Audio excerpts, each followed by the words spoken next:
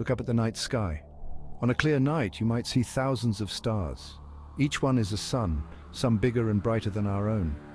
Now imagine an object so luminous it outshines entire galaxies.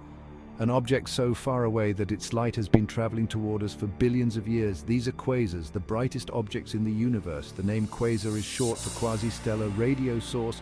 They were first discovered in the 1960s, appearing as point-like sources of radio waves.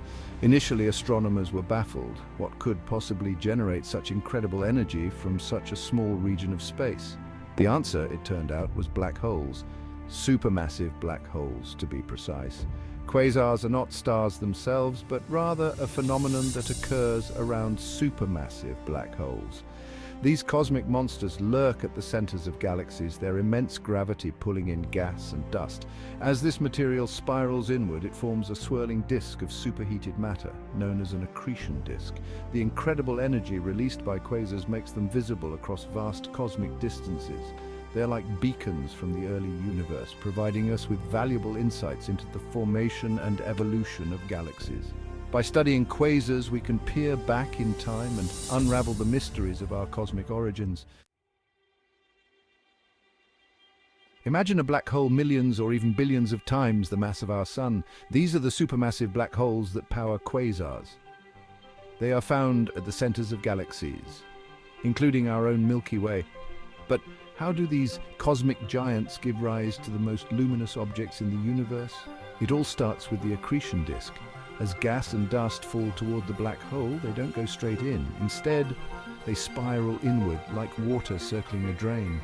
This spiraling motion generates immense friction, heating the material to millions of degrees.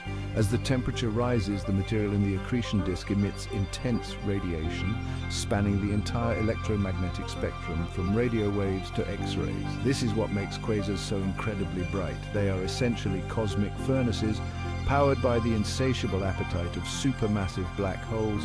But not all supermassive black holes are actively feeding. In fact, most galaxies, including our own, harbor dormant black holes at their centers. For a quasar to ignite, there needs to be a fresh supply of gas and dust available for the black hole to consume. This can occur through galactic mergers.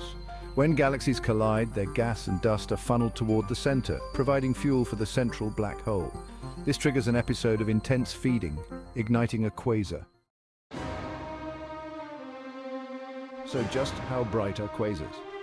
To put it simply, they are unbelievably luminous. A single quasar can outshine an entire galaxy, which contains billions of stars. Think about our Sun. It's a powerful star, providing the light and heat that sustain life on Earth. Now imagine trillions of suns packed into a region of space the size of our solar system. That's the energy output of a typical quasar. The luminosity of quasars is measured in solar luminosities, with our Sun's output being 1 solar luminosity. Quasars can have luminosities ranging from millions to trillions of times that of our Sun. This immense energy is not emitted uniformly in all directions. Instead, it is focused into powerful jets of radiation that blast out from the poles of the accretion disk, perpendicular to the plane of the swirling material. These jets are thought to be collimated by magnetic fields generated by the rotating black hole. They can extend for thousands of light years, influencing the evolution of the surrounding galaxy. The discovery of quasars' incredible energy output revolutionized our understanding of the universe. It demonstrated that black holes, once thought to be cosmic vacuum cleaners, could also be the most powerful engines in the cosmos. Section 4, Shaping Galaxies, the two faces of quasars. Quasars are not just cosmic spectacles, they play a significant role in the evolution of galaxies.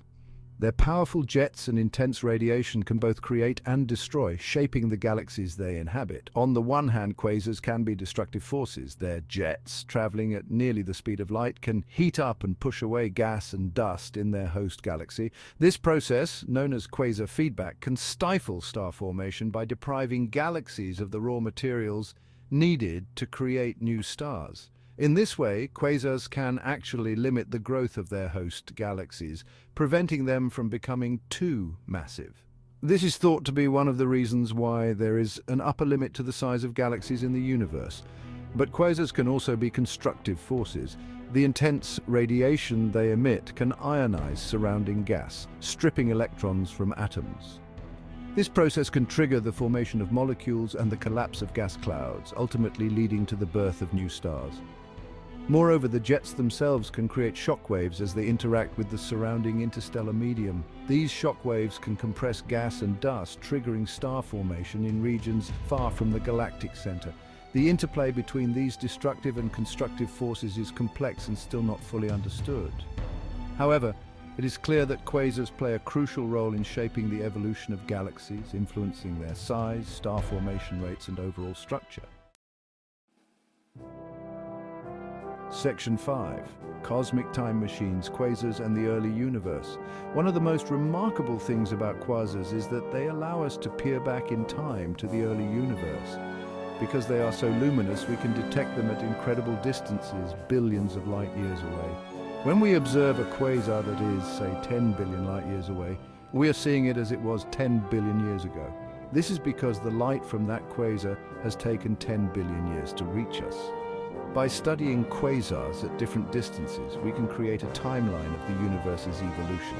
The most distant quasars we observe provide us with glimpses of the early universe, just a few 100 million years after the Big Bang. These early quasars are particularly interesting because they can tell us about the conditions in the early universe, when galaxies were just beginning to form. For example, the properties of quasar light can reveal the chemical composition of the early universe, which was much simpler than it is today. Moreover, by studying the distribution and evolution of quasars over cosmic time, we can learn about the large-scale structure of the universe and how it has changed over billions of years. In essence, quasars act as cosmic time machines, providing us with invaluable insights into the universe's past. They allow us to piece together the story of how our universe evolved from a hot, dense soup of particles to the complex and wondrous cosmos we see today. Subscribe, or else you don't like your parents.